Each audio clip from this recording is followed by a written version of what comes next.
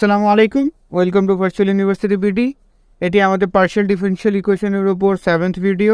Partial differential ইকুয়েশনের উপর complete প্লেলিস্টের link আপনারা ডেসক্রিপশনে এবং এই দিকে আই বাটনে পেয়ে যাবেন। আপনি যদি চ্যানেলে নতুন থাকেন তাহলে প্লিজ চ্যানেলটি সাবস্ক্রাইব করে পাশে থাকে বেল আইকনটি ক্লিক করুন এবং ভিডিওটি বেশি বেশি আপনাদের ফ্রেন্ডদের মাঝে শেয়ার করে সাপোর্ট দেখাবে। তো চলুন আমাদের ভিডিওটা শুরু করা যাক।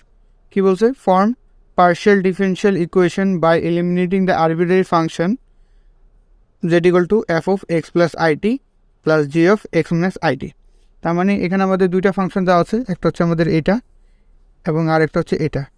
এই দুইটা ফাংশনকে আমাদের এলিমিনেট করতে হবে। তাহলে এখানে আমরা যদি খেয়াল করি, যেটা হচ্ছে ফাংশন, কার ফাংশন? এক্স আর টি, দুইটা ইন্ডিপেন্ডেন্টের ভেরিয়েবলের ফাংশন আছে। এখানে আমার ইন্ডিপেন্ডেন্ট ভেরিয়েবল কে একটা হচ্ছে এক্স, একটা হচ্ছে টি, এই দুইটা। তো এই দুটো হচ্ছে আমাদের ইন্ডিপেন্ডেন্ট ভেরিয়েবল, আর এখানে আমার ডিপেন্ডেন্ট ভেরিয়েবলকে জেড। তাহলে আমরা এখান থেকে এই ইন্ডিপেন্ডেন্ট ভেরিয়েবলটাকে চাপায় দিতে হবে। তাহলে এখানে আমরা কীভাবে লিখব? ফার্স্ট লিখব সলিউশন। সবার ফার্স্টে আমাদের কী লিখতে হবে? গিভেন। কি গিভ করা আছে আমাদের? Given Z equal to F of x plus IT plus G of x minus IT, যেটাকে আমরা ধরবো ইকুয়েশন নাম্বার 1। তারপর ইকুয়েশন নাম্বার 1 হয়ে গেছে। এখন আমাদের এখানে ইন্ডিপেন্ডেন্ট ভেরিয়েবল কে ছিল? একজন ছিল এক্স, আরেকটা ছিল টি। তো এই দুটাকে এই দুটার রেসপেক্টে আমাকে এই পুরো যে ইকুয়েশনটা আছে এটাকে ডিফারেন্সিয়েট করতে হবে। তাহলে চল ডিফারেন্সিয়েট করা যাক। তো আমরা কী লিখবো? Differentiating partially equation 1 with respect two x. তাহলে এক্স এর রেসপেক্টে আমরা ফার্স্টে করবো, তারপর আবার টি এর রেসপেক্টে করবো। তাহলে এখন ফার্স্টে এক্স এর রেসপেক্টে যদি আমি এটাকে ডিফারেন্সিয়েট করি, তাহলে আমাদের এখানে কী হয়? Del Z upon del X equal to F dash X plus IT. আর এর ভিতরেরটাকে আমাকে ডিফারেন্সিয়েট করতে হবে। এর আগে ভিডিওতে আমরা বুঝেছি কেন করতে হয়। তাহলে এখন এটাকে যদি আমি এটা ডিফারেন্সিয়েট করি, তাহলে এখানে আমি কী পাবো? ইন্টু এক্সকে ডিফারেন্সিয়েট করতে হবে ফার্স্টে। তাহলে এক্সের যদি চেইন রুলের মাধ্যমে যদি এক্সকে ডিফারেন্সিয়েট করি, তাহলে এক্সের কোএফিসিয়েন্ট কত আছে? 1। তাহলে আমার এখানে কি 1 থেকে যাবে। আর এটা তো একটা হচ্ছে কনস্ট্যান্ট, আর কনস্ট্যান্টকে যদি ডিফারেন্সিয়েট করি তাহলে কি হয়? 0 হয়। তাহলে এটাকে আর লিখতে হবে না, প্লাসের এখানে প্লাস থেকে যাবে।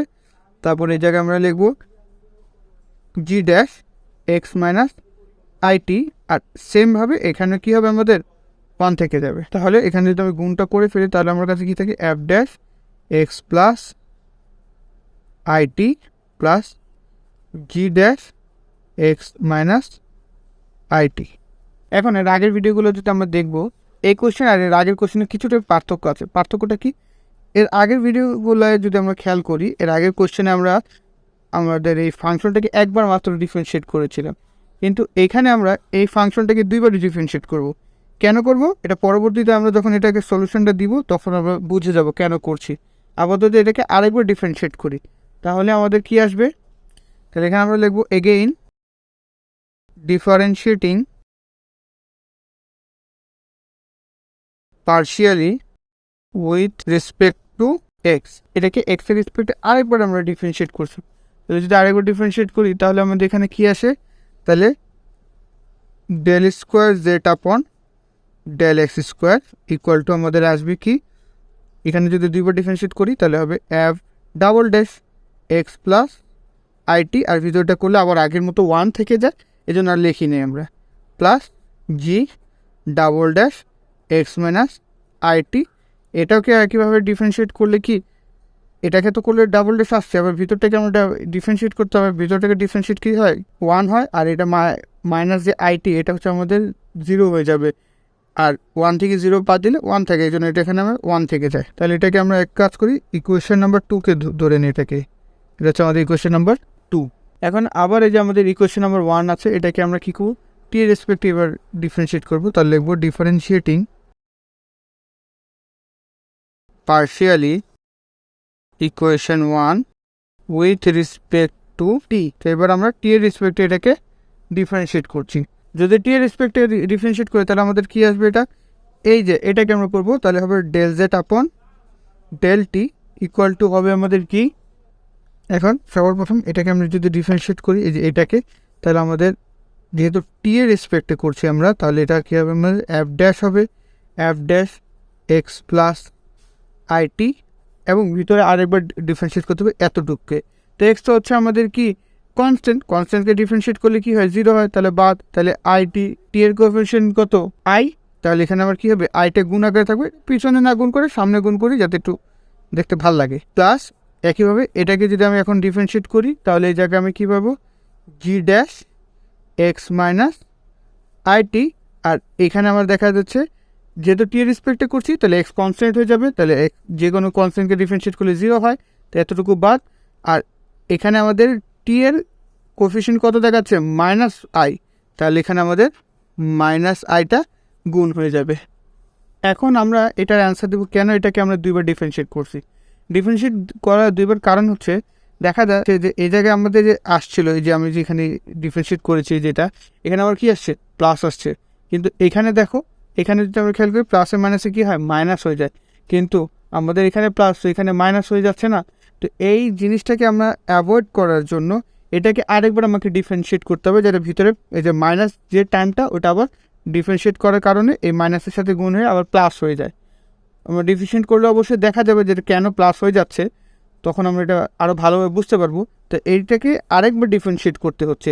যদি আমি এটাকে আরেকবার ডিফারেন্সিয়েট করতে হয়, তাহলে আমার প্রথম যে এইখানে যে আমি একবার ডিফারেন্সিয়েট করেছিলাম, এটাকেও তো আরেকবার ডিফারেন্সিয়েট করতে হবে, এই জন্য আমরা এটাকে দুইবার ডিফারেন্সিয়েট করেছিলাম। যদি সিম্পল ভাষায় বলতে চাই, এখানে আমাদের এইটাকে যখন আমি প্রথম নাম্বার ইকুয়েশনটাকে ইকুয়েশন নাম্বার 1কে যখন ডিফারেন্সিয়েট করেছি এক্সের রেসপেক্টে, তখন দেখা যাচ্ছিলো এই জায়গায় আমার কী আসছে, প্লাস আসছে। কিন্তু যখন আমি এই 1 নম্বর ইকুয়েশনটাকে টি এর রেসপেক্টে যখন আমি ডিফারেন্সিয়েট করছি, তখন দেখা যাচ্ছে এই জায়গায় আমার কি প্লাসে মাইনাসে মাইনাস চলে আসছে, তো এই জায়গায় প্লাস আর এই জায়গায় মাইনাস, তো এটাকে আমরা প্লাস বানানোর জন্য এটাকে আরেকবার ডিফারেন্সিয়েট করব। এখানে যেহেতু আমি দুইবার ডিফারেন্সিয়েট করছি, তাহলে এই কারণেই আমার এইখানেও দুইবার ডিফারেন্সিয়েট করতে হয়েছে। আই হোপ এখানে কারো কোনো কোশ্চেন নেই। তাহলে এখন আমরা এটাকে আরেকবার ডিফারেন্সিয়েট করছি, তাহলে লিখব again differentiating partially with respect to t, এটাকে টি এর রেসপেক্টে আরেকবার ডিফারেন্সিয়েট করবো আমরা। যদি আরেকবার ডিফারেন্সিয়েট করি তাহলে কী হবে, del square Z upon del T square equal to, তাহলে এখানে যদি আমি দেখি এটা তো আমার কনস্ট্যান্ট, তো এটা তো এখানে থেকেই যাবে, আমার সহগ তো আমার ডিফারেন্সিয়েট হয় না, তাই এখান থেকে গেছে, তাই এখন এটা কী হবে আমাদের, F double dash X plus I T.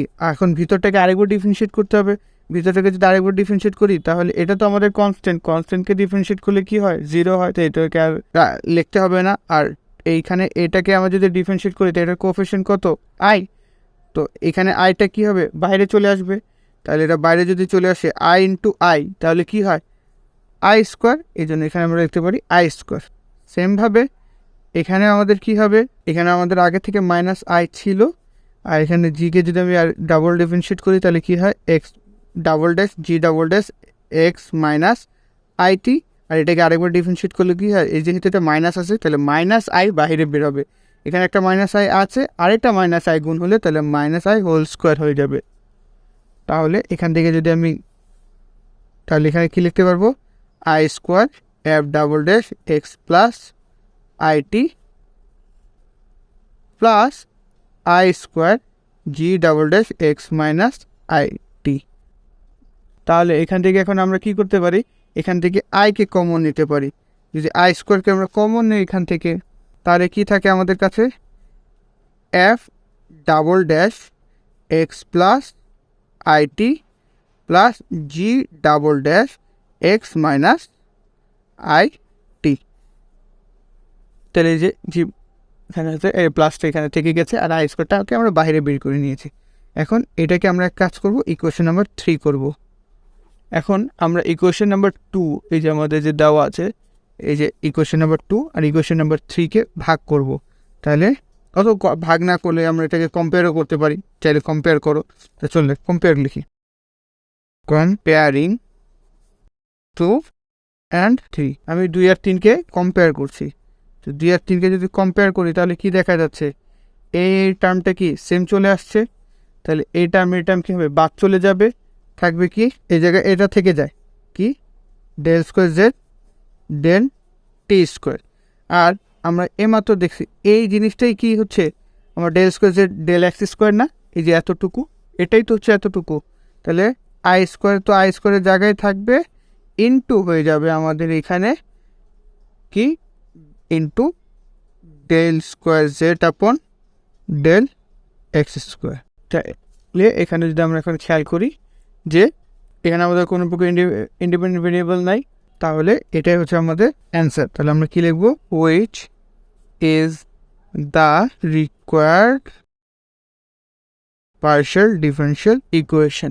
ভিডিওটি যদি আপনাদের ভালো লেগে থাকে তাহলে অবশ্যই বেশি বেশি শেয়ার করে আপনাদের সাপোর্ট দেখাবেন। মনে রাখবেন, নলেজ যত বেশি শেয়ার করা যায় তা ততই বেশি বৃদ্ধি পায়। তাহলে keep watching and keep sharing. Thanks for watching.